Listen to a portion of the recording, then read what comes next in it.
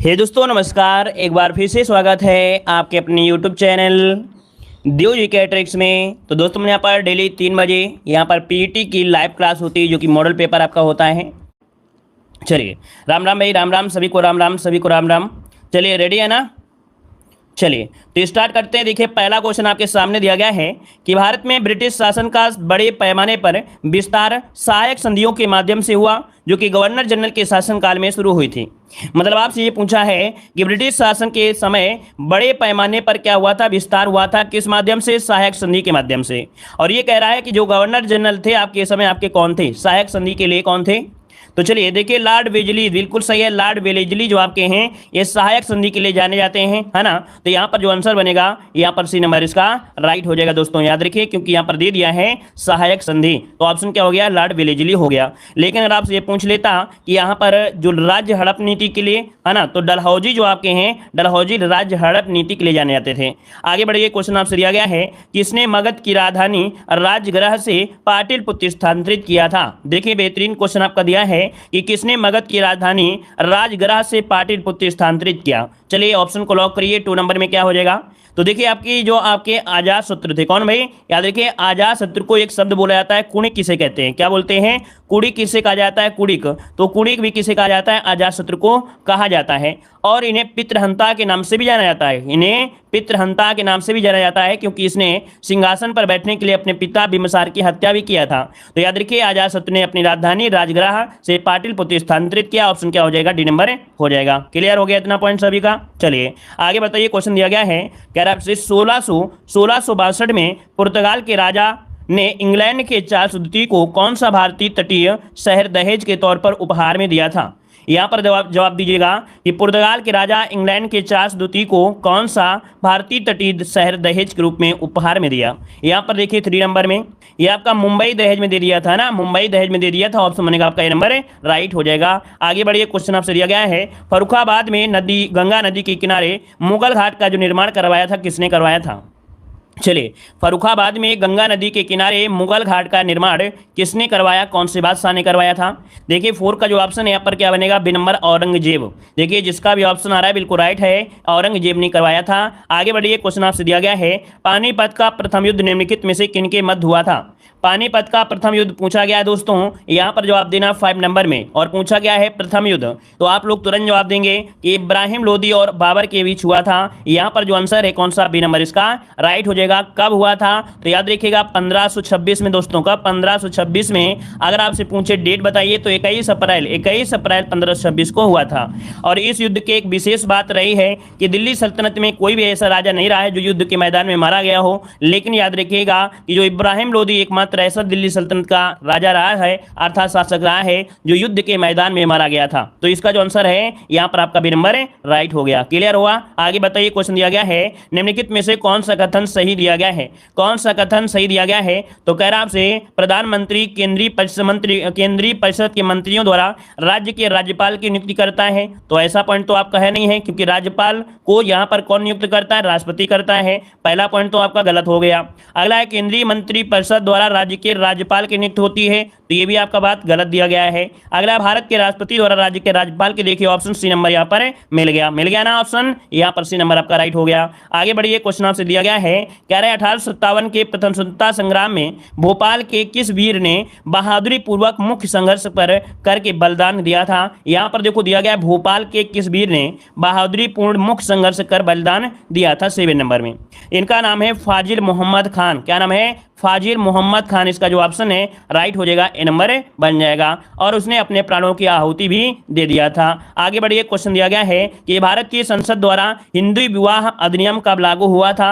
यहाँ पर आंसर क्या होगा? चलिए दोस्तों वीडियो को भी लाइक करिए। देखिए काफी लोगों यहाँ पर जुड़े हैं, है ना, क्लास आप लोग ले रहे हैं, लगातार हम आपको क्लासें दे रहे हैं। तो भाई जितने लोग भी यहाँ पर जुड़ जाते हैं सभी लोग भाई वीडियो को लाइक करा करें, सब लोग वीडियो को लाइक किया करें, क्योंकि सब लोगों को जॉब लेना है, सब लोग मेहनत कर रहे हैं, सब लोग पढ़ रहे हैं, ठीक है ना। तो सबका फर्ज होता है कि जिस प्रकार से सभी लोग सपोर्ट कर रहे हैं और हम भी आपका सपोर्ट कर रहे हैं, तो आप लोग सभी लोग सपोर्ट करिए, बराबर सपोर्ट करिए, ठीक है ना, क्योंकि सबके सहयोग से ही सब काम होता है। तो आप लोग सभी लोग भाई वीडियो को एक बार लाइक जरूर कर दीजिएगा। ऑफलाइन पढ़ रहे हैं तो ऑफलाइन कर दीजिए, ऑनलाइन है तो ऑनलाइन भी आप लोग कर दीजिएगा, ठीक है। चलिए देखिए भारत की संसद द्वारा हिंदू विवाह अधिनियम कब लागू हुआ? यहां पर आंसर भी हो जाएगा 1955। कब भाई? 1955। अगर पूछे कब डेट तो आपको 18 मई 1955 को पारित किया गया था। और इसी काल अवधि में 3 और भी कानून बने थे। एक तो हुआ था हिंदू उत्तराधिकार अधिनियम। क्या? हिंदू उत्तराधिकार अधिनियम 1955 में ही बना था। हिंदू अल्पसंख्यक और अभिभावक अधिनियम 1956 में बना था। और हिंदू एडॉप्शन है ना भरण पोषण 1956 में, ये इसी समय आपके बने थे। मतलब कह सकते हैं कि यहां पर आंसर आपका बनेगा बी नंबर। आगे बढ़िए, क्वेश्चन दिया गया है कि दिसंबर 1916 में दोनों पक्षों के संयुक्त सत्र में संधि भारतीय राष्ट्रीय कांग्रेस और मुस्लिम लीग के बीच एक समझौता हुआ। क्वेश्चन को थोड़ा सा क्या है ना, एक कठिनाई को ऊपर ले गए हैं, कठिन ले गए हैं, लेकिन चाहे तो आप सरल कर सकते हैं कि कौन सा अधिवेशन था जिसमें आपके कह सकते हैं मुस्लिम लीग और कांग्रेस आपस में मिल गए थे। तो ये देखिए 1916 दे दिया है, तो आपका जवाब हो जाएगा लखनऊ अधिवेशन, जो कि 1916 में हुआ था। तो इसमें नरम दल और गरम दल जो होते उनमें संधियां हो गई थी, है ना। और ये फूट कब पड़ी थी? तो आपके 1907 सूरत अधिवेशन, इनमें से ये अलग हुए थे। तो ऑप्शन क्या हो जाएगा आपका? ये नंबर। अगला बताइएगा कि बंगाल का विभाजन 1905 ब्रिटिश वायसराय द्वारा किया गया था। ये बताइए कौन सा ब्रिटिश वायसराय था? यहाँ पर देख सकते हैं 19 जुलाई 1905 को ये आपके वायसराय थे लॉर्ड कर्जन, है ना, इनके द्वारा ये किया गया था। तो ऑप्शन हो जाएगा बी नंबर है, लॉर्ड कर्जन के द्वारा किया गया था। ठीक है ना। अगर पूछे कि प्रभावी कब से हुआ था, तो ये प्रभावी हुआ था 16 अक्टूबर 1905 से ये क्या हो गया था? प्रभावी हो गया था। तो इस कारण से ऑप्शन क्या आएगा? लगभग सभी का जवाब बिल्कुल सही है, बी नंबर। आगे बताइए अफ्रीका महाद्वीप का सबसे अधिक आबादी वाला देश इनमें से कौन सा है? देखिए यहाँ पर जो नाइजीरिया है दोस्तों, याद रखिएगा सबसे अधिक आबादी कहां पर है? नाइजीरिया में है, याद रखिएगा। ठीक है ना। और अगर आपसे पूछे यहाँ पर जो क्षेत्रफल के हिसाब में देखा जाए, यहाँ का सबसे बड़ा जो आपका देश है अफ्रीका में वो अल्जीरिया है। क्या है? अल्जीरिया। तो जो अल्जीरिया है वो क्षेत्रफल में क्या है? सबसे बड़ा है। लेकिन आबादी में पूछे तो आपको बताना है नाइजीरिया क्या है? नाइजीरिया हो जाएगा। क्लियर हुआ दोस्तों? चलिए आगे बढ़िए। क्वेश्चन दिया गया है कि उत्तरी अमेरिका के निम्नलिखित देशों में से कौन से देश वन भूमि का क्षेत्रफल उनके कुल भूमि क्षेत्र के प्रतिशत के रूप में उत्तरी अमेरिका क्षेत्र में सबसे अधिक है? तो ये बताइएगा कि भूमि क्षेत्र के प्रतिशत के हिसाब से उत्तरी अमेरिका क्षेत्र में सबसे अधिक है वन की बात पूछा गया है। 12 का ऑप्शन दीजिएगा। तो 12 का ऑप्शन देखिए बी नंबर हो जाएगा कनाडा है। क्या है भाई? कनाडा। इसका जो आंसर है राइट हो जाएगा। कनाडा देश में वन भूमि का क्षेत्र उसके कुल भूमि क्षेत्रफल के प्रतिशत के रूप में सर्वाधिक है, याद रखिए। ऑप्शन बी हो जाएगा। आगे बढ़िए। क्वेश्चन दिया गया है कि निम्नलिखित में से कौन सी नदी बंगाल की खाड़ी में नहीं गिरती है? चलिए बताइएगा कि कौन सी नदी है जो कि बंगाल की खाड़ी में नहीं गिरती है? ऑप्शन दीजिएगा क्या हो जाएगा। चलिए यहां पर आंसर बताइएगा। यहाँ पर देखिए 13 नंबर का जो ऑप्शन है आपका 13 नंबर का ऑप्शन बनेगा ए नंबर, नर्मदा नदी।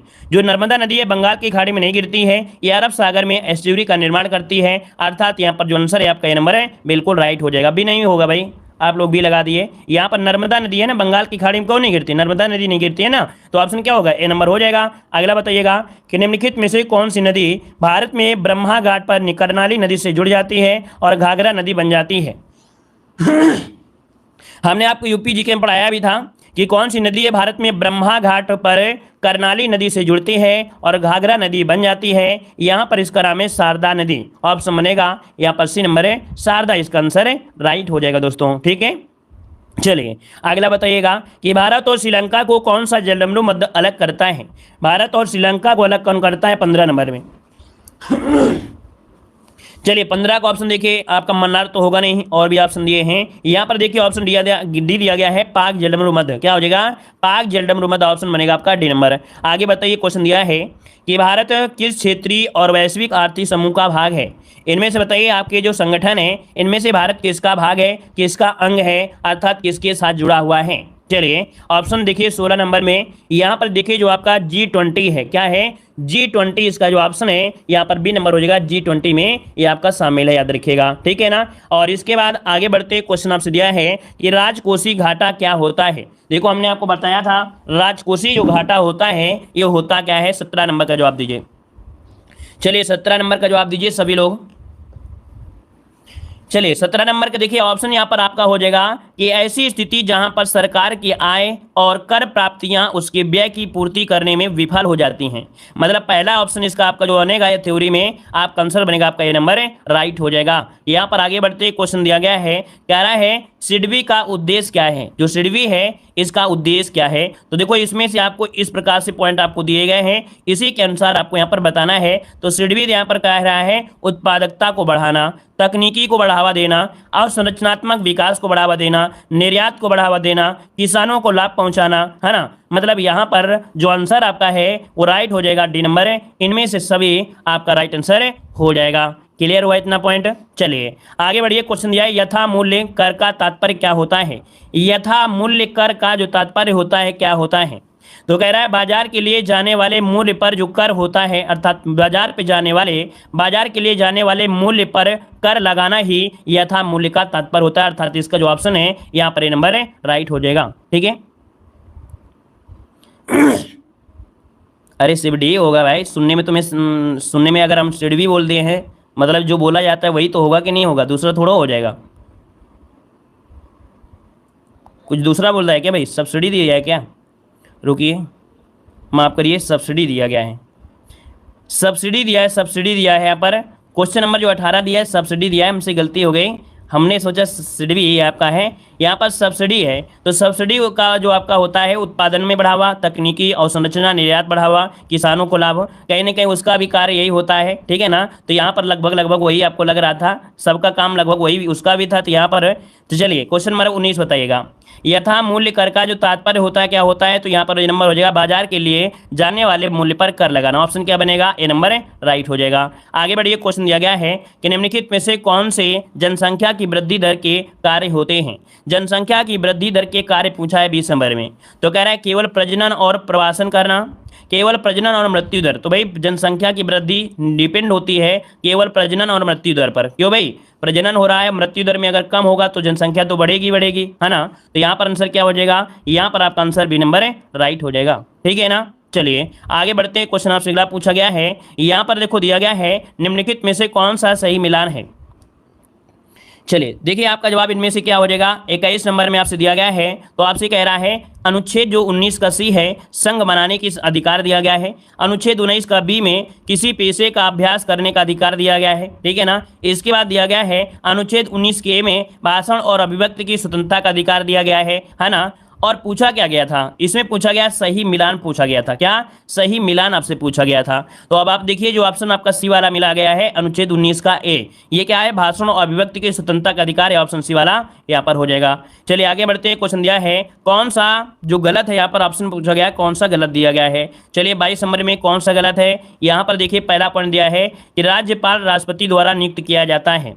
चलिए सही है। राष्ट्रपति के प्रसाद पर्यंत राज्यपाल का कार्यकाल रहता है, सही है। राज्यपाल राष्ट्रपति को अपना त्यागपत्र देता है, सही है। 30 वर्ष की आयु में देखो 30 नहीं होता है 35 होता है दोस्तों, क्या होता है 35 होता है। अगला क्वेश्चन आपसे दिया गया है कि भारत के केंद्रीय रेल मंत्री को किस सलाह पर नियुक्त किया जाता है। तो जो भारत के केंद्रीय रेल मंत्री होते हैं इनको जो नियुक्त करते हैं वो प्रधानमंत्री राष्ट्रपति की सलाह पर करते हैं। ऑप्शन जो बनेगा आपका ये नंबर है कि भारत के केंद्रीय रेल मंत्री को प्रधानमंत्री की सलाह पर राष्ट्रपति द्वारा किया जाता है। आपने देखा होगा कि जो भी विभाग होते हैं वो प्रधानमंत्री देते हैं केंद्र में, लेकिन सलाह जरूर लेना पड़ता है। तो यहाँ पर आंसर आपका ए हो जाएगा।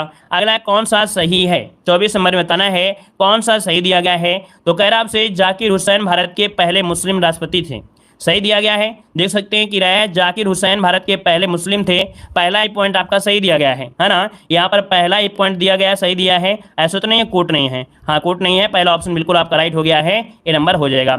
आगे बढ़ते हैं। क्वेश्चन दिया गया है कि भारत के संविधान का निम्नलिखित में से कौन सा भाग नागरिकता से संबंधित है। यहाँ पर 25 नंबर में बताइएगा नागरिकता से संबंधित आपका कौन सा भाग है। चलिए नागरिकता बताई गई है भाग 2 में दोस्तों, किसमें भाग 2 में, जो कि आपके आर्टिकल नंबर 5 से लेके 11 तक जो उल्लेख मिलते हैं और नागरिकता से मिलते हैं। आगे बताइए। क्वेश्चन दिया गया है दांतों की वर्धित अर्थात जो इनेमल्स होता है मतलब इनर डाया जो होता है दांतों के भीतरी भाग में, तो उसको देखने के लिए दंत चिकित्सक अर्थात डॉक्टर होते हैं किसका प्रयोग करते हैं। किसका प्रयोग करते हैं? तो देखो अवतल दर्पण का प्रयोग करते हैं, क्योंकि कोई भी वस्तु को बड़ा देखना होता है तो अवतल का ही प्रयोग करेंगे। तो आपका आंसर नंबर राइट हो जाएगा। आगे बढ़िए, क्वेश्चन दिया गया है संयुक्त राष्ट्र द्वारा पीने, धोने, खाना पकाने और उचित स्वच्छता को बनाए रखने के लिए अनुशंसित न्यूनतम पानी की मात्रा प्रति व्यक्ति प्रतिदिन लीटर आपकी है। देखिए आपका जो आंसर होगा इनमें से क्या हो जाएगा, यहाँ पर बनेगा 50 लीटर। क्या है ये? संयुक्त राष्ट्र द्वारा ये घोषणा है कि जो कोई भी व्यक्ति होता है तो हर चीज से लेकर देखा जाए तो मात्र 50 लीटर एक व्यक्ति के लिए होता है ना। ऑप्शन हो जाएगा आपका ये नंबर। आगे बढ़ते हैं कि मृत जीवों और जानवरों को खाद मिट्टी में परिवर्तित करने वाले सूक्ष्म जीवों को किस नाम से जाना जाता है? जैसे कोई मृत जीव हो गया, कोई जानवर हो गया, तो इनको देखो क्या होते हैं, धीरे धीरे इनको खत्म कर देते हैं और खाद मिट्टी के रूप में परिवर्तित कर देते हैं। ये जो सूक्ष्म होते हैं इन्हें कहते क्या हैं? चलिए, तो इन्हें कहते हैं भाई अपघटन। क्या बोलते हैं ना, अपघटन, अर्थात एक रूप से दूसरे रूप में इनका परिवर्तन कर देते हैं, तो इन्हें हम लोग बोलते हैं अपघटन, अर्थात सूक्ष्म का अपघटन करने वाले के नाम से जाना जाता है। आगे बताइए, क्वेश्चन दिया गया है कि विषाणु के कारण निम्नलिखित में से कौन सी बीमारी होती है? चलिए यहाँ पर आंसर को लॉक करना है आपका 29 नंबर में ऑप्शन क्या हो जाएगा दोस्तों? चलिए 29 को ऑप्शन लॉक करिए, सभी लोग लॉक करिएगा। यहाँ पर देखिए 29 नंबर की अगर हम बात करें तो ऑप्शन क्या बनेगा? C number. ये जो आपका इन्फ्लुएंजा है, क्या है याद रखिएगा, जो आपका इन्फ्लुएंजा है याद रखिए, यहाँ पर आंसर आपका सी नंबर है, राइट हो जाएगा। चलिए आगे बढ़ते हैं, क्वेश्चन आपसे अगला पूछा गया है। यहाँ पर कह रहा है कि पेड़ पौधों में निषेचन के बाद अंडाशय परिवर्तित होता है। यहाँ पर देखिए आपका पूछा गया है पेड़ पौधों में निषेचन के बाद अंडाशय जो परिवर्तित होता है किसमें होता है? तो देखिए आपका आंसर इनमें से क्या बनेगा, यहाँ पर डी हो जाएगा, फल में हो जाएगा। क्या हो जाएगा? यहाँ पर जो आंसर बनेगा डी, कि पेड़ पौधों में निषेचन के बाद जो अंडाशय होता है वो फल में परिवर्तित हो जाता है। ये आपसे पूछा है कि जो अंडाशय होता है परिवर्तित किस में होता है? तो फल में होता है। ऑप्शन क्या बनेगा? डी नंबर आपका बनेगा। आगे बढ़िए, क्वेश्चन दिया गया है, यहाँ पर कह रहा है प्रसिद्ध संगीतकार अरविंद पारीख किस संगीत वाद्य यंत्र से जुड़े हुए हैं? तो ये बताइएगा अरविंद पारीख जो दिए हैं ये किस वाद्य यंत्र से जुड़े हैं? यहाँ पर आंसर क्या हो जाएगा? चलिए देखिए 31 की अगर हम बात करें तो ऑप्शन बी हो जाएगा आपका सितार वादक है। क्या है दोस्तों? ये सितार वादक आपके हैं, ऑप्शन में आपका बी नंबर है, और ये है महाराष्ट्र से। कहां से हैं? महाराष्ट्र से हैं। चलिए आगे बढ़ते हैं, क्वेश्चन दिया गया है लेबनान की राजधानी पूछा गया 32 नंबर में। तो लेबनान यहाँ पर आंसर बनेगा क्या? ये बेरूत की है। किसके है दोस्तों? याद रखिए लेबनान ये आधिकारिक रूप से लुबनान अर्थात लेबनान राज्य में, ये पश्चिमी एशिया में भूमध्य सागर के पूर्वी तट पर आपका स्थित है, और यहां पर जो आंसर है ए नंबर बनेगा। आगे बढ़िए, क्वेश्चन दिया गया है कजाकिस्तान की मुद्रा निम्नलिखित में से कौन सी है? चलिए बताइएगा कजाकिस्तान की जो मुद्रा है पूछा गया है, यहां पर जो आंसर बनेगा 33 में क्या हो जाएगा? तो यहां पर देखो तेंगे। क्या है भाई? तेंगे जो दिया गया ये वाला ऑप्शन 33 का जो आंसर है यहाँ पर आपका ये नंबर हो जाएगा तेंगे। ठीक है, तेंगे हो जाएगा सी नंबर। सी नंबर बनेगा भाई, सी नंबर बनेगा। चलिए आगे बढ़ते हैं, क्वेश्चन आपसे दिया गया है, कह रहा है कि फ्रैंक हिटलर द्वारा निम्नलिखित में से किसका आविष्कार किया गया है? फ्रैंक हिटलर द्वारा निम्नलिखित में से किसका आविष्कार किया गया? तो चलिए 34 को ऑप्शन दीजिएगा। तो यहाँ पर देखिए जेट इंजन। क्या है? जेट इंजन का आविष्कार किया था फ्रैंक हिटलर। ऑप्शन बनेगा आपका डी नंबर है। आगे बताइएगा कि संयुक्त राष्ट्र द्वारा मानव अधिकारों की सार्वभौमिक घोषणा को चिन्हित करने के लिए हर वर्ष किस तिथि को अंतर्राष्ट्रीय मानव दिवस मनाया जाता है? तो चलिए मानव अधिकार दिवस पूछा है, बिल्कुल इजी क्वेश्चन आपका है। 10 दिसंबर देखिए लगभग सभी का जवाब आ रहा है, यहाँ पर क्या हो जाएगा? 10 दिसंबर राइट हो जाएगा। आगे बताइए, क्वेश्चन दिया है कि अंतर्राष्ट्रीय न्यायालय किस देश में स्थित है? अंतर्राष्ट्रीय न्यायालय किस देश में है? 36 को ऑप्शन दीजिए। कहां पर है भाई? नीदरलैंड में है, बिल्कुल सही है, नीदरलैंड द हेग, है ना। ऑप्शन क्या बनेगा? यहाँ पर ये नंबर है, राइट हो जाएगा। अगर हम आपसे पूछे नीदरलैंड कहाँ पड़ता है तो आप कहेंगे यूरोप महाद्वीप में आपका ये बसा हुआ है, तो ऑप्शन क्या होगा? ए नंबर। अगला बताइएगा विश्व हिंदी दिवस को मनाया जाता है। विश्व हिंदी दिवस पूछा है, याद रखिए विश्व हिंदी दिवस पूछा है, तो राइट आंसर क्या बनेगा 37 में? यहाँ पर बन जाएगा 10 जनवरी को दोस्तों, याद रखिए 10 जनवरी को मनाया जाता है। ऑप्शन बनेगा क्या? यहाँ पर ए नंबर है, बिल्कुल राइट हो जाएगा। आगे यहाँ पर देखो दिया गया है rebooting India realizing a billion aspirations नामक पुस्तक के जो लेखक है वो आपके कौन हैं? चलिए 38 नंबर में नोट करिएगा, इनका नाम है नंदन नीलेकंठी। नंदन नीलेकंठी इनका नाम है। ऑप्शन बनेगा आपका बी नंबर है। आगे बढ़िए, क्वेश्चन दिया है निम्नलिखित में से कौन सी जॉर्डन की राजधानी है? देखो आपको विश्व में क्या है राजधानियां, उनके देश जो प्रमुख रूप से जो आपके देश हैं उनके राजधानियां और मुद्रा, इनको जरूर याद करना है, ठीक है ना। याद रखिएगा कि जैसे कोई भी राजधानी है उनको राजधानी याद करना है, वहाँ की मुद्रा इतना आपको पढ़ना है, डेली पढ़ना है, तभी ये तैयार हो जाएंगे। चलिए और एक बार याद रखिए, एक बार याद हो गई तो हर एक पेपर में काम देंगे, हर एक पेपर में काम देंगे। चलिए, ऐसा नहीं कि सिर्फ एक एग्जाम के लिए काम होता है, जो भी चीज़ आप पढ़ लोगे तो हर एक एग्जाम में काम देती हैं। यहाँ पर देखिए 39 को ऑप्शन डी हो जाएगा आपके अम्मान, अर्थात जॉर्डन की राजधानी क्या है, अम्मान है, जो कि ऑप्शन क्या बनेगा यहाँ पर डी नंबर राइट हो जाएगा। और आगे बढ़िए, क्वेश्चन आपसे दिया गया है कि निम्नलिखित में से कौन सी मंगोलिया की मुद्रा है। मंगोलिया की मुद्रा पूछा है, मंगोलिया की मुद्रा क्या हो जाएगा। तो चलिए, यहाँ पर जो आपका आंसर है आपका बी हो जाएगा, तोग रोग है। क्या है, तोग रोग, याद रखिए तोग रोग है। ये चीन और रूस के मध्य में स्थित आपका है मंगोलिया, और इसकी मुद्रा है आपकी तोग रोग है, तोग रोग है। ठीक है, नोट कर लीजिएगा भाई सभी लोग। चलिए आगे बताइए, क्वेश्चन दिया गया है निम्नलिखित में से कौन सी प्रथम महिला वकील है जो सीधे वकील संघ से सर्वोच्च न्यायालय की न्यायाधीश बनी है। चलिए, कौन सी प्रथम महिला वकील है जो सीधे वकील संघ से सर्वोच्च न्यायालय की न्यायाधीश बन गई हैं। यहाँ पर आंसर क्या हो जाएगा, तो इनका नाम है इंदु मल्होत्रा। नोट करिएगा कि इंदु मल्होत्रा एक भारतीय न्यायाधीश हैं। वर्तमान भारत में देखा जाए तो न्यायालय के न्यायाधीशों में काफ़ी महिलाएं भी आपकी समय आपकी ऐड हो गई हैं, है ना। तो यहाँ पर जो आंसर है वो आपका बी राइट हो जाएगा। आगे बढ़िए, क्वेश्चन दिया गया है उत्तरी ध्रुव पर पहुंचने वाला प्रथम मानव इनमें से कौन था। उत्तरी ध्रुव पर पहुंचने वाला रॉबर्ट पीरी था। कौन, ऑप्शन सी हो जाएगा रॉबर्ट पीरी, इसका आंसर राइट हो जाएगा। ये अमेरिकी खोजकर्ता थे जो कि आपकी 6 अप्रैल 1909 को ये कुछ साथियों के साथ कह सकते उत्तरी ध्रुव पर पहुंच गए थे। तो ऑप्शन बनेगा आपका सी नंबर। आगे बढ़ते हैं, भारत की सबसे बड़ी सुरंग जवाहर सुरंग स्थित है। तो भारत की सबसे बड़ी सुरंग जवाहर पूछा गया है 43 में। तो यहाँ पर देखिए आपका जवाब क्या हो जाएगा, ये आपके जम्मू कश्मीर, ऑप्शन में क्या बनेगा, डी नंबर राइट हो जाएगा। और इसके बाद आगे बढ़ते हैं कि चंडीगढ़ के रॉक गार्डन के सृजनकर्ता कौन है। चंडीगढ़ का जो रॉक गार्डन है इसका सृजन किसने किया था, इसको भी हमने आपको पढ़ाया भी है। तो देख सकते हैं इसके शिल्पकार, यहाँ पर आंसर क्या बनेगा, नेक चंद सैनी। याद रखिए ऑप्शन बनेगा नेक चंद सैनी, इसका जो ऑप्शन है आपका ए नंबर राइट हो जाएगा। एक पॉइंट और भी हमने बताया था, एक झील के पास स्थित है सुखना झील। ठीक है, यह सुखना झील के निकट आपका स्थित है जो कि 40 एकड़ में बना हुआ है। अगला है कि भारतीय राष्ट्रीय गान के पूर्व रूपांतरण को बजाने में कितना समय लगता है। चलिए 45 नंबर में, तो आप कहेंगे सर जी बिल्कुल इजी क्वेश्चन आपका है, 52 सेकंड का समय लगता है। अब बात आती है कि इसको लाया किसने था, अर्थात ये आपका लिखा गया था 11 दिसंबर 1911 को, है ना, रविन्द्रनाथ टैगोर के माध्यम से, और ये कोलकाता अधिवेशन में गाया भी गया था। आगे बढ़ते हैं, सियाचिन हिमनद जो आपका है कहाँ पर है। सियाचिन हिमनद जो आपका है दोस्तों ये कहाँ पर है, 46 नंबर में। तो 46 को ऑप्शन हो जाएगा काराकोरम श्रेणी पर है। कहाँ पर है, काराकोरम श्रेणी पर आपका स्थित है। यहाँ पर आंसर आपका ये नंबर राइट हो जाएगा। चलिए आगे बढ़िए, अगला क्वेश्चन दिया गया है कि मानचित्र में समुद्र की समान गहराइयों को जोड़ने वाली रेखाओं को क्या कहते हैं। मानचित्र में समुद्र की समान गहराइयों को जोड़ने वाली रेखा को क्या कहते हैं। अगर आपको हमारी ट्रिक याद होगी तो इस क्वेश्चन को सभी लोग जवाब देंगे। अगर सभी क्लास लेते हैं तो कहीं ना कहीं इस चीज़ को हमने ट्रिक के माध्यम से एक संकेत दिया था आप लोगों को समझाने के लिए। तो आप ही बताइए क्या होता है। तो हमने बताया था कि गहराई में क्या करना है कि आपको गंगा किनारे गए हों या आप कहीं जाते हैं वाराणसी गए हों तो वहाँ पर क्या होता है, लिखा होता है कि इसके आगे मत जाइएगा, क्योंकि वहाँ पर नहाना क्या है, मना है, क्योंकि वहाँ पर गहराई ज़्यादा है। तो यहाँ पर बात मतलब नहाना, और कहाँ पर गहराई पर नहाना मना हो जाएगा, है ना। तो ऐसे आपको याद रहेगा। आगे बढ़िए, क्वेश्चन दिया गया है निम्नलिखित में से किस विकल्प में सभी शहर कुंभ मेले से संबंधित हैं। तो देखो कुंभ मेला लगता है 4 जगह, कितनी जगह, 4 जगह हमने आपको ट्रिक से बताया था। नहाऊं, क्या नहाऊं बताया था, NAHU नहाऊं हो गया।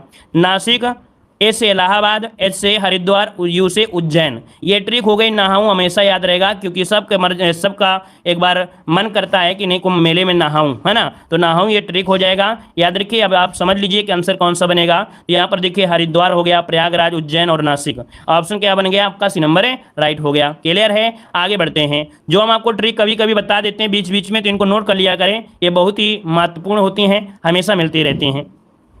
जापान की संसद क्या कहलाती है। जापान की संसद को कहते क्या हैं, तो जापान की संसद को कहते हैं नेशनल डाइट। क्या बोलते हैं, नेशनल डाइट, अर्थात इसका जो ऑप्शन है यहाँ पर बी नंबर इसका राइट हो जाएगा। क्लियर है। और आगे बताइए, क्वेश्चन आपसे कह रहा है दिए गए शब्दों में से शुद्ध वर्तनी आपको बताना है। यहाँ पर आंसर आपका राइट क्या हो जाएगा, चलिए यहाँ पर जवाब दीजिएगा, दिए गए शब्दों में से शुद्ध वर्तनी याद करिएगा। कुछ लोग तो इतने कॉन्फिडेंस से कह रहे हैं इंग्लैंड होगा, कुछ लोग फ्रांस कह रहे हैं, जैसे 193 देशों का नाम सब कुछ याद ही हो आपको, है ना। चलिए, दिए गए शब्दों में शुद्ध वर्तनी ज्ञात करना है 76 नंबर में, तो ऑप्शन क्या बनेगा 76 में? नोट करिएगा, यहाँ पर कवित्री जो ऑप्शन ए बी नंबर है इसका राइट हो जाएगा, कवित्री हो जाएगा। अगला क्वेश्चन दिया गया है कि फल शब्द का पर्यायवाची क्या होता है? फल शब्द का पर्यायवाची इनमें से क्या होता है 77 में? तो यहाँ पर होता है परिणाम होता है। क्या होता है? परिणाम होता है, ऑप्शन सी बनेगा। अगला है उर्वर का विलोम इनमें से क्या होता है? उर्वर का विलोम इनमें से क्या होता है 78 में? 78 का होता है, क्या होता है? उर्वर मतलब होता है जो उपजाऊ, तो इसका उपजाऊ होता है, अर्थात यहाँ पर ऊसर हो जाएगा। तो ऑप्शन क्या हो जाएगा? यहाँ पर आपका बी नंबर है, राइट हो जाएगा। अगला है जिसकी कोई कीमत ना हो सके वाक्यांश के लिए एक शब्द आपको बताना है कि जिसकी कोई कीमत ना हो सके वाक्यांश के लिए शब्द आपको बताना है। 79 का ऑप्शन क्या हो जाएगा? तो यहाँ पर देखिए ऑप्शन बी हो जाएगा अमूल्य। क्या होता है? अमूल्य होता है, अमूल्य से कहेंगे अमूल्य। क्या जिसकी कोई कीमत नहीं है वो आपका अमूल्य होता है। क्या होता है? अमूल्य। इसका आंसर जो आपका हो जाएगा 79 में, वो आपका बी नंबर है, राइट हो जाएगा। अगला बताइए, क्वेश्चन दिया गया है, कह रहा है दिए गए मुहावरे का अर्थ आपको बताना है। पानी पानी होना। पानी पानी होना मतलब क्या होता है? शर्मिंदा होना। क्या? शर्मिंदा होना। ऑप्शन क्या बनेगा? यहाँ पर ये नंबर हो जाएगा। अगला क्वेश्चन आपसे दिया गया है, हाँ क्वेश्चन नहीं है, अब आपको ध्यान मुद्रा में एक जैसे गुरुजी होते हैं, है ना, मतलब कह सकते हैं कि ध्यान मुद्रा में लीन हो जाते हैं। अब आपको क्या है, बस लीन रहना है, आपको कमेंट पर फोकस कम करना है, आपको बस ध्यान देना है, जितना हम बोलते जाएं उतने को आपको ध्यान देना है, क्योंकि ये पीडीएफ हम आपको देंगे नहीं, ये पीडीएफ आपको देंगे नहीं जो आप सोचो कि हम पीडीएफ को दे देंगे और टेलीग्राम से आप डाउनलोड करके पढ़ लोगे, ठीक है ना। तो यहाँ पर देखो दिया गया है कि कुल ज्ञात तत्व कितने हैं, तो आपके 118 हैं। कितने? 118 हैं। अगला, प्रकृति में प्राप्त जो तत्व हुए कितने आपके हैं, तो आपके 94 हैं। कृत्रिम विधि से निर्मित किए गए जो तत्व आपके हैं कितने? आपके 24 हैं। धातु तत्वों की संख्या कितनी है, तो आपके 91 हो जाएगा। आधार तत्वों की संख्या पूछे तो आपको 20 बताना है। सबसे भारी तत्व पूछे तो आप क्या बताएंगे? सबसे भारी तत्व पूछेंगे तो आप क्या बताएंगे? यहाँ पर ऑस्मियम होता है। क्या? ऑस्मियम होता है। अगला है द्रव धातु तत्व कौन सा है, तो द्रव धातु तत्व कौन सा है? आपका पारा हो जाएगा, ठीक है ना। अगला सबसे हल्का तत्व कौन सा है, तो आपका यहाँ पर हाइड्रोजन हो गया, है ना। अगला दिया गया है सबसे हल्की धातु कौन सी है, तो आपकी लिथियम हो जाएगी, ठीक है ना। अगला है उप धातु तत्वों की संख्या, तो यहाँ पर कितना हो जाएगा? 7 हो जाएगा। अगला क्वेश्चन आपसे दिया गया है, यहाँ पर कह रहा है कि सबसे प्रबल ऑक्सीय कारक पदार्थ कौन सा है? सबसे प्रबल ऑक्सीय कारक पदार्थ पूछा है दोस्तों, तो यहाँ पर हो जाएगा फ्लोरीन हो जाएगा। अगला है सर्वाधिक विद्युत ऋणात्मक तत्व कौन सा होता है? सर्वाधिक विद्युत ऋणात्मक तत्व होता है फ्लोरीन। क्या होता है? फ्लोरीन होता है। सर्वाधिक आयनन विभव वाला जो तत्व होता है क्या होता है, तो सर्वाधिक आयनन विभव वाला होता है हीलियम दोस्तों। क्या होता है? हीलियम होता है।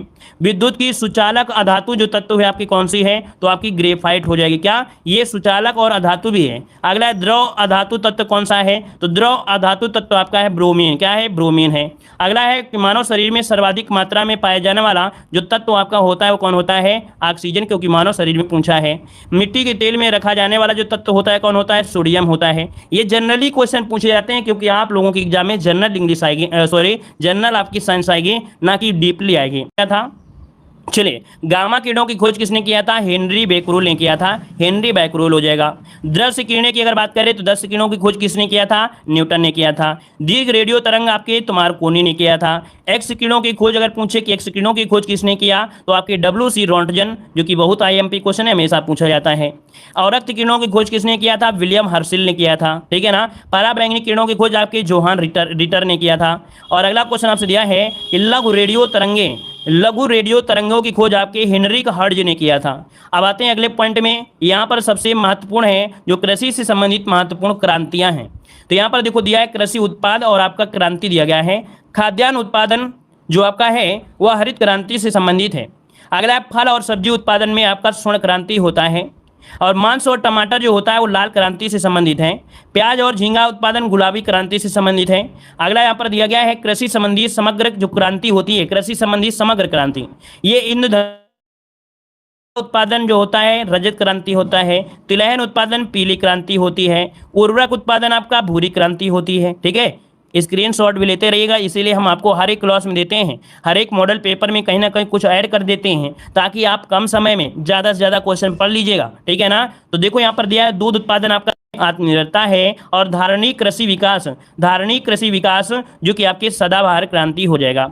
अगला यहाँ पर दिया गया है, अगला पॉइंट आ गया भारत के प्रमुख दर्रे। तो देखिए काराकोरम दर्रा कहाँ पर है, किस राज्य में है, तो आपके जम्मू कश्मीर में है। जोजिला दर्रा पूछे तो कहाँ पर आपके जम्मू कश्मीर हो जाएगा। पीर पंजाल दर्रा कहाँ पर है, आपके जम्मू कश्मीर में। अच्छा, ये हम आपको पढ़ाते क्योंकि हमें ऐसा लगता है कि आप लोगों को आता है और आप लोगों को जरूरत है रिवीजन की। जो क्वेश्चन नहीं आता है उसको आप पढ़ सकते हैं, है ना, इसीलिए रिवीजन के तौर पर हम थोड़ा फास्ट पढ़ाते हैं। अगर स्पेशल टॉपिक पढ़ाना हो दर्रे तो हम आपको इसके बारे में डिटेल में बताएं कि दर्रा क्या है, ये दर्रा कहाँ पर है ना, लेकिन आपको नॉर्मल यहाँ पर लगभग सब कुछ आता होगा। तो देखो यहाँ पर बनिहाल दर्रा कहाँ पर है, आपके जम्मू कश्मीर में है। बुर्जिल दर्रा कहाँ पर है, याद रखिए बुर्जिल दर्रा आपके जम्मू कश्मीर में है। सिपकीला दर्रा बहुत ही आईएमपी, हमने बताया सिपकीला दर्रा, ये आपके सिपकीला दर्रा जो आपका है बहुत आईएमपी है। यहाँ से कह सकते हैं नदी भी एक निकल के आती है, तो आपके हिमाचल प्रदेश में है। रोहतांग दर्रा हिमाचल प्रदेश में है। बड़ा लाचा दर्रा कहाँ पर है, हिमाचल प्रदेश में है। लिप लेख दर्रा लिफ लेक आपका उत्तराखंड है। माना दर्रा नीति दर्रा, है ना, माना दर्रा नीति दर्रा कहाँ पर है, तो आपके कहाँ पर है भाई, उत्तराखंड में हो जाएगा। अगला नाथुला दर्रा जो कि आईएमपी है, आपकी कहाँ पर है, आपकी सिक्किम में आपकी है। अगला है जेलेपला दर्रा कहाँ पर है, तो आपके सिक्किम में आपका है। अगला है दीफू दर्रा, तो दीफू दर्रा कहाँ पड़ता है, आपके अरुणाचल प्रदेश में है। थाल घाट, थाल घाट कहाँ पड़ता है, तो याद रखिए आपके महाराष्ट्र में हो जाएगा, है ना। अगला है भोर घाट, तो भोर घाट कहाँ पर है, आपके महाराष्ट्र में है। पाल घाट कहाँ पर है, तो आपका केरल हो जाएगा। तो ये तीनों को भी याद रखिएगा, थाल घाट भोर घाट ये महाराष्ट्र में है, पाल घाट कहाँ पर आपके है, केरल में है। अगला पॉइंट आपसे दिया गया है विश्व के प्रमुख देशों और भौगोलिक उपनाम आपसे पूछा गया है। विश्व के प्रमुख देशों और भौगोलिक उपनाम आपसे पूछा गया है। तो यहाँ पर देखो आपको इसे एक बार पढ़ाया भी था, एक बार फिर से यहाँ पर आपका रिवीजन आज फिर से करा दे रहे हैं। तो देखिए चीनी का कटोरा किसे कहते हैं, चीनी का कटोरा किसे कहते हैं, क्यूबा को कहा जाता है। एंटीलीज का जो मोती है, याद रखिए एंटीलीज का जो मोती कहा जाता है क्यूबा को कहते हैं। वनों का देश देखिए कांगो गणतंत्र कहते हैं। शायद एक वीडियो में हमने बताया था, शायद गलती से निकल गया था ब्राजील, क्योंकि ब्राजील जो था वो सांपों का देश था ना, ब्राजील जो था वो सांपों का देश था। याद रखिए वनों का देश आपके कांगो गणतंत्र को कहते हैं। अगला है उगते सूर्य का देश पूछा गया है। तो देखो यह उगते देश का पूछा गया है, यहाँ पर बताइए क्या हो जाएगा। चलिए उगते मतलब वनों का देश हो गया। उगते सूर्य का देश किसे कहते हैं, तो यहाँ पर देखिए जापान हो जाएगा, है ना। अगला है डूबते सूर्य का देश किसे कहते हैं, ब्रिटेन का कहते हैं। अगला यहाँ पर अर्धरात्रि का सूर्य किसे कहते हैं, तो आपके नॉर्वे को कहते हैं। दक्षिण का ब्रिटेन किसे कहते हैं, तो आपके न्यूजीलैंड को कहते हैं। अगला है पश्चिम एशिया का स्विट्जरलैंड किसे कहते हैं, तो लेबनान को कहते हैं। झीलों का देश किसे कहते हैं, फिनलैंड को कहते हैं। अगला है कि तड़ित झंझावतों का देश किसे कहते हैं, तो आपके भूटान को कहते हैं। स्वर्णिम पैगोंडा का देश किसे कहते हैं, म्यांमार को कहते हैं। एशिया का प्रवेश द्वार किसे कहते हैं, तुर्की को कहते हैं। सांपों का देश देखिए मिल गया है ब्राजील, यहाँ पर सांपों का देश किसे कहते हैं, ब्राजील को कहते हैं। यूरोप के खेल का मैदान किसे कहते हैं, स्विट्जरलैंड को कहते हैं। विश्व का कहवा पात्र किसे कहते हैं, आपके ब्राजील को कहते हैं। यूरोप का भारत किसे कहते हैं, इटली को कहते हैं, है ना। संगमरमर की भूमि किसे कहते हैं, तो आपके इटली को कहते हैं। प्यासी भूमि का देश किसे कहते हैं, ऑस्ट्रेलिया को कहते हैं। चावल का देश किसे कहते हैं, थाईलैंड को कहते हैं। नील नदी का उपहार किसे कहते हैं, मिस्र को कहते हैं। और अगला है पवन चक्कियों की भूमि, तो पवन चक्कियों की भूमि किसे कहते हैं, तो नीदरलैंड को कहते हैं। अगला है हजार पहाड़ियों का देश, तो हजार पहाड़ियों का देश देख सकते हैं अफगानिस्तान को कहा जाता है, ठीक है ना। विश्व की जन्नत किसे कहते हैं, तो विश्व की जन्नत किसे कहते हैं, फ्रांस को कहा जाता है। संसार की छत किसे कहते हैं, तो याद रखिए आपके पामीर को कहा जाता है ना। अगला दिया गया है कि भूमध्य सागर का द्वार किसे कहते हैं, जिब्राल्टर को कहते हैं। अगला है होली सिटी या होली पर्व जो आपका है, यहाँ पर पवित्र सिटी ये आपके रोम को कहा जाता है। अगला स्मारकों की नगरी किसे कहते हैं, तो स्मारकों की नगरी वियना को कहते हैं। रैलियों का नगर आपके नई दिल्ली को कहा जाता है। अरब सागर की रानी किसे कहते हैं, तो आपकी कोची को कहते हैं, है ना। अगला है कि भारत का हॉलीवुड किसे कहते हैं, तो आपकी मुंबई को कहा जाता है। पूर्व का वेनिस किसे कहते हैं, तो आपके सिंगापुर को कहते हैं। और अगला दिया गया है कि भारत का पिट्सबर्ग किसे कहते हैं, तो आपके जमशेदपुर को कहते हैं, है ना। चीन का मैनचेस्टर किसे कहते हैं, शंघाई को कहते हैं। विश्व की कहवा मंडी किसे कहते हैं, साओ पोलो कहते हैं। क्वेकर सिटी आपकी फिलाडेल्फिया को। गगनचुंबी इमारतों का नगर किसे कहते हैं, न्यूयॉर्क को कहते हैं। और मोतियों का द्वीप किसे कहते हैं, बहरीन को कहते हैं। और आंसुओं का महाद्वीप किसे कहते हैं, तो बाल अल मांडो जल मंडमरू मत को कहते हैं। तो इस प्रकार से यहाँ पर आज हमने जो महत्वपूर्ण पॉइंट बताया है इनको आपको जरूर पढ़ना है। हाँ चलिए, धन्यवाद सभी को, जय हिंद, वंदे मातरम।